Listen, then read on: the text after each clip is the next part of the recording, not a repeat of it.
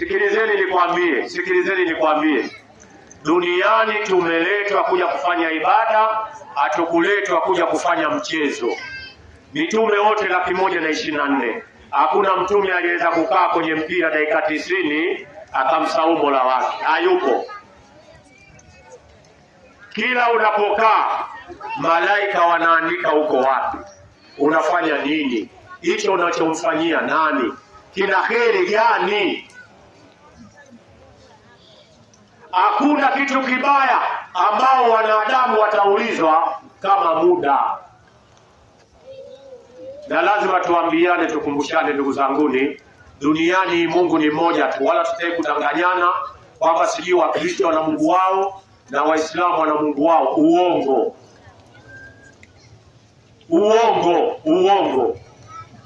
Mungu aliyemuumba Mkristo na Mungu aliyemuumba Muislamu ni mmoja. Ndiyo maana Muislamu ana pua, Mkristo ana pua. Muislamu ana mdomo, Mkristo ana mdomo. Muislamu ana nini, Mkristo ana nini. Yaani kila alichokuwa Mkristo na Muislamu anacho. Ile kuambiwa kwamba tuna Mungu watatu, uongo. Mungu ni mmoja. Na Mungu huyu ndio atakayekuja kuwaua wale, wewe, mimi na wengine. Mkristo anaumwa malaria, Muislamu anaumwa malaria. Mkristo analala, Muislamu analala. Dada zetu hawa wana siku wao wana shughuli zao wa Kiislamu, na Wakristo wana siku wana shughuli zao. Kama Mungu angekuwa tofauti, mmoja angewafanya wale wa dini yake wasiwe na shughuli yao. Mnanielewa? Nielewe. Wangapi wananielewa? Mkono njoo. Tuteremshe. Alafu Mungu ana hekima. Nataka nimalize tu hapa kwa sababu kuna kazi nataka kufanya. Mungu ana hekima. Angalia alivyomuumba Mkristo akamuumba na Muislamu. Kuna vitu automatically vinafanya kazi wewe bila kujua. Acha Mungu, kuna vitu vile unaweza ukakaa tu alafu unaambiwa chooni, unaondoka mwenyewe. Unaenda chooni. Yaani vitu viko automatic. Hakuna anayekuja kuambia bwana naona muda huu nataka tuende chooni. Yaani wewe mwenyewe tu unakaa, utakuwa unaongea labda na mashoga zako, mara unasukana na nini, mara jamani chooni. Yaani kuna vitu vimekwambia uende choo, ukiacha utaharibikiwa. Yaani Mungu ametuandikia vitu automatically vijiendesha vyenyewe mpaka wewe uondoke duniani. Kuna vitu tu vikikutana, kuna vitu vingine hatari. Vitu viwili kuna vikikutana balaa ikianza hatari. Hapo ukiambiwa mamako mzazi kafa, usikii mpaka umalize. Yaani vinakwenda automatically vyenyewe, original vyenyewe. Hata nyinyi watoto mnachakani.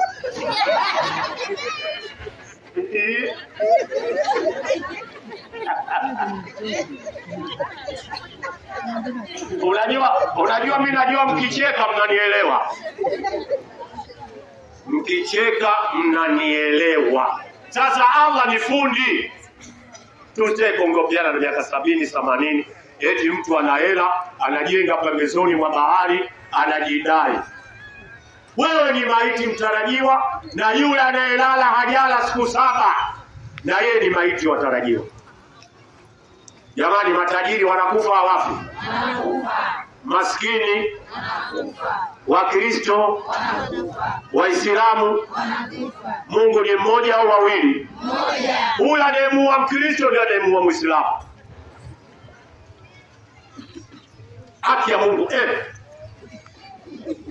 alafu anakuua, alafu wenzio siku ile anakufa wanakuweka pale, wanakwambia tunapita leo tunamuaga huyo, tunatoa heshima zetu za mwisho.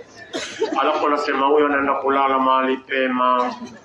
Alafu tu mwisho anamalizia ulale kwa amani. Kaburini kuna amani? Hebu nakuulizeni nyie hapa, nyie si hamjafa? Hivi kwa akili yako wewe kaburini kuna amani? Kaburini kuna feni, umeme, simu, unakula chipsi kule. Hamna amani. Amani inategemea duniani Mungu umemfanyia nini. Duniani Mungu nategemea umemfanyia nini. Kuna watu hapa toka wameumbwa hawajawahi kumpa Allah 100,000 na hela wanayo. Hajawahi kwenda msikitini kupeleka wala hajawapa mayatima. Kuna watu hapa hawajawahi kutoa 10,000 kupeleka msikitini kununua umeme. Hapa wapo hapa. Sasa nataka nikupeni taarifa. Yeye mlikuwa mna taarifa hamuijui. Kila kukicha ukipata 100 iko recorded. Umeipata vipi, umeitoa vipi? Siku ya kiyama Mungu anataka ajue katika umri wako wewe ile 100 uliyoipata umeifanyia nini. Nyinyi wapika vitumbua, wapika mandazi, nyinyi msiowasaidia mayatima na wajane, mnajifanya wajanja. Inafika una miaka 70 unapika vitumbua, siku unafufuliwa Allah anakuambia miaka yako yote ulikuwa unapika vitumbua ulikusanya milioni 40. Kwa hiyo 10,000. Kwa hiyo Mungu anataka maelezo. Milioni 40 ya vitumbua umempa nani? Umeingia kwenye banda la mpira, malaika umeandika Allah hajatoa msikitini huyu, kaingia kwenye banda la mpira. Sijasema mpira mbaya, natoa mfano tu. Malaika, kwa sababu kila unapokwenda malaika unaye. Hata ukimtongoza mtoto wa mtu malaika yupo.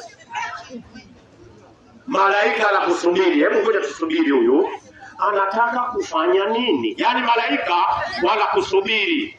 Utamwanza dada, wallahi nakupenda mimi, wallahi tena mimi silali wallahi, alafu mimi nakuota. Yaani hulali alafu unaota.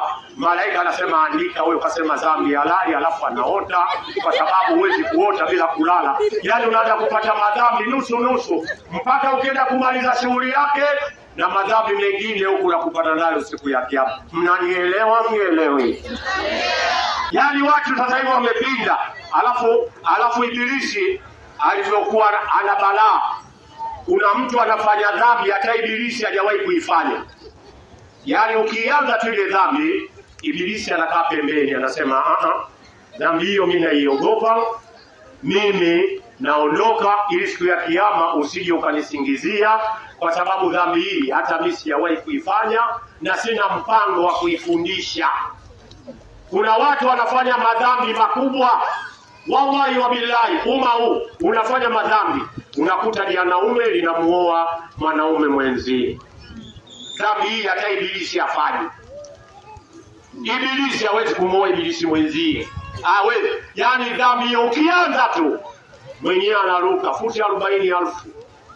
Ukilaniwa ulaaniwe peke yako, motoni uende peke yako. Dunia imekwisha. Nyie dada zangu, nyie kina kaka, dunia wallahi imekwisha. Wakati nakuwa mimi nataka kumalizia nifanye kazi niliyotumwa. Nyie kina dada sikilizeni. Umri wangu mimi hapa, wakati nimezaliwa mimi umri niko kama huyu kijana. Njoo wewe. Njoo wewe. Njoo. Niko kama huyu hapa huyu. Huyu hapa. Ilikuwa mzee wangu ananichukua na nipeleka msikitini. Anaswali mimi namwangalia na mimi namuiga. Mzee wangu mimi marehemu amekufa mwaka 1985. Wengine hamjazaliwa, yuko kaburini. Wakati wa umri wangu huu ilikuwa ni haramu mwanamke na mwanaume kutongozana barabarani, ilikuwa ni haramu. Wallahi ni haramu. Wakati wa zamani nyie watoto wasichana, nyie wadogo wadogo, wakati huo simu hamna. Acha simu mmeletewa watakuwa pelekeni motoni. Maana simu za kupeleka motoni kabisa. Mtu anakudai hapa panaitwaje? Kimbiji. Mtu anakudai kwa Kimbiji akwambia niko Ubungo. Kumbe huko Kimbiji mahali. Alafu Mungu alipokuwa fundi, ukikata kona mmeonana. Ushaongopa. Wakati ule simu ilikuwa hakuna, ilikuwa watu wanaandikia barua. Wallahi dada nakupenda mimi, wallahi nimekwisha. Alafu dada anajibu mimi zaidi kuliko wewe. Alafu barua inarudi, unamtuma mtu, unamwambia sasa, na yeye anajibu sasa, anarudisha. Tunafanyeje? Alafu na yeye tunafanyeje? Mpaka mmoja anakufa. Hamna kuna nini? Sasa hivi ukipanda basi Kimbiji mpaka kufika Kigamboni mshamaliza kila kitu. Kina dada naogopa. Kweli, Kweli najua. Utasikia naomba namba, unaanza 06555555. Nipe na ya kwako, ni bipu. Akikubipu tu, ukishafika nyumbani unampigia aliyekupa namba. Hali yako habari. Nishafika nyumbani watoto na kusalimia wanao. Namba dakika 5 ishazaa. Yaani dunia inapoelekea. Dunia inapoelekea. Tumuombe Allah subhanahu wa ta'ala. Allah atufanyie wepesi katika maisha yetu. Wote tuseme amin. Sijasikia tuseme amin. Kila mchunga atakwenda ulizwa alichofanyeje, alichokichunga.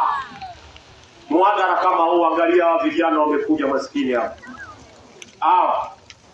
Hawana mdhamini wowote hao. Wanagaa wanajaza magari yao mafuta maskini, wanakuja kwa ajili yenu. Hebu fikiria wewe umepigwa na matone ya mvua. Wewe unafikiri Mungu siku ya kiyama atakuacha wewe? Hana umaskini huo. Wewe huwezi kuwa sawa na yule aliyekaa nyumbani anatitia saizi. Hauwezi kuwa sawa. Haki ya Mungu tena. Unajua wakati unasikiza muadhara wenzio wako gesi saizi. Tena saizi nakwambia, saizi kweupe anakwambia funga mlango, zima taa. Na malaika anasema sawa sawa, Allah wamefunga mlango na taa wamezima, yani wewe usiwaone. Kiama unayo. Dhambi ya kwanza Allah anakuuliza ulizima taa, ulijua mimi sikuoni? Ina maana uliogopa watu kuliko mimi. Ingia motoni nusu siku, miaka 500. Yani Allah akikwambia unaingia motoni nusu siku, miaka 500 ya duniani. Na kila aliyenani aweke majibu ya kumwambia Allah kwa nini alinani akufanya subira. Kwa nini ulinani? Kwa nini?